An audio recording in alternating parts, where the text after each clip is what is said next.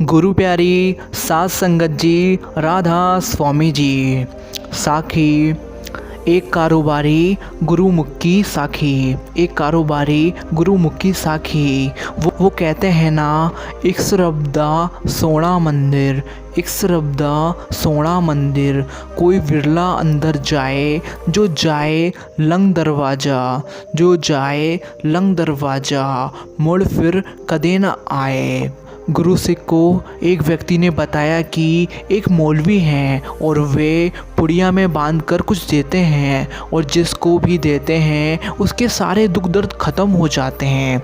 चाहे वो घर में कलेश हो या कोई पैसे की दिक्कत हो, चाहे गरीब हो या कोई बीमारी हो, सब ठीक हो जाती है। यह सुनकर गुरु सिख बड़ा प्रभावित हुआ और चल पड़ा मौलवी के पास। साथ संगत जी, आजकल की संगत को पता नहीं क्या हो गया है। जिनके पास पूर्ण सद्गुरु हैं, सद्गुरु का आसरा है, जिनको मिला हुआ है, उनके ऊपर जरा सी भी परेशानी आ जाती है, उनका भरोसा ऐसे डोल जाता है जैसे कोई दीन ईमान ही ना हो, और चल पड़ते हैं तरह तरह की उफ्तियाँ ढूंढने।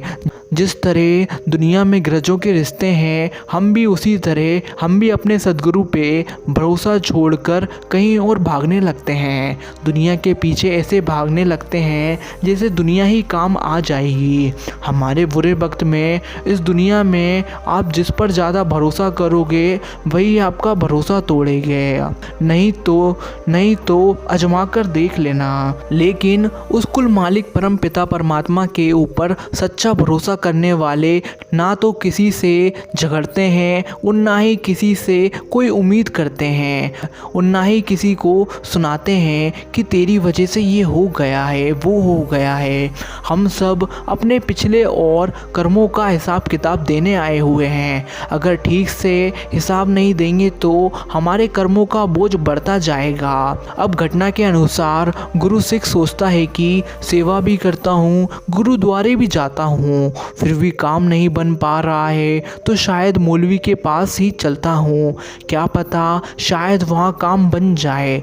तो अब गुरु सिख पहुँचता गया मौलवी के पास और वहाँ क्या देखता है कि मौलवी सभी को पुड़िया देकर कह रहा है, तुम्हारा ये काम बन जाएगा, वो काम बन जाएगा, तुम्हारे सारे दुख दूर हो जाएंगे। भीड़ बढ़ती जा रही थी तो फिर वो गुरु सिख भी लाइन में लग गया। भीड़ बढ़ती जा रही थी तो उस मौलवी ने गुरु सिख की बात सुनकर भी अनसुनी कर दी और दूसरे लोगों को पुड़िया देने में व्यस्त रहा। अब जब गुरु सिख ने दोबारा मौलवी से कहा कि मेरी तरफ भी देख लो, मुझे भी पुड़िया दे दो, तो मौलवी ने साफ मना कर दिया।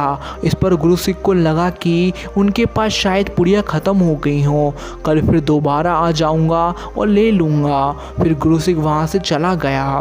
दूसरे दिन जब गुरु सिख दोबारा आया तो वैसे ही भीड़ लगी हुई थी और मौलवी सबको पुड़िया देकर कहता, सब दुख दूर हो जाएंगे। जब गुरु सिख का नंबर आया, गुरु सिख ने मौलवी से पुड़िया मांगी तो मौलवी ने फिर से मना कर दिया।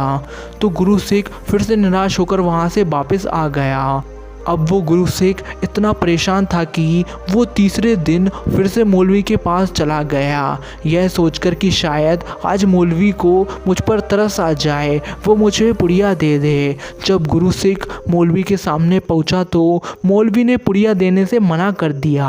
अब उस गुरु सिख से रहा ना गया। उसने मौलवी से पूछ ही लिया कि तुम मुझको पुड़िया क्यों नहीं दे रहे हो, बार बार मुझे क्यों मना कर देते हो, इसका कारण क्या है, ये तो बता दो। मौलवी कहता है कि मैं रोज़ सुबह 2:30 बजे उठकर नहा धोकर गुरुद्वारे जाता हूँ और अपना झाड़ू भी घर से ले जाता हूँ, और जहाँ संगत रोज़ चप्पल उतारती है वहाँ जोड़े घर से रोज़ संगत के चरणों की धूल अपने घर ले आता हूँ और सबको पुड़िया में बांध कर देता हूँ। इससे सबके दुख का निवारण हो जाता है।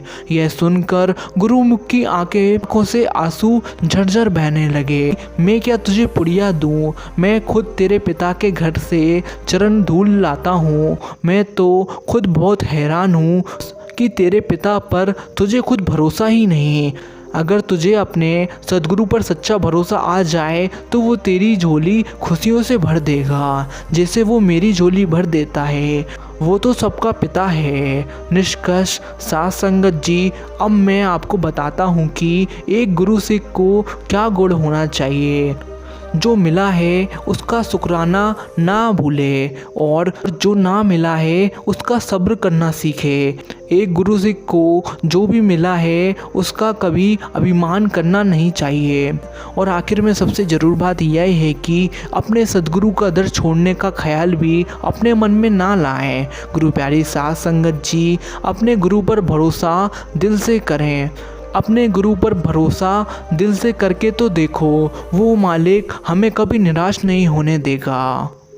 राधा स्वामी जी। आशा करता हूँ ये साखी आपको अच्छी लगी हो तो सभी साथ संगत तक शेयर करिए, जिससे सभी तक पहुँच सके। राधा स्वामी जी।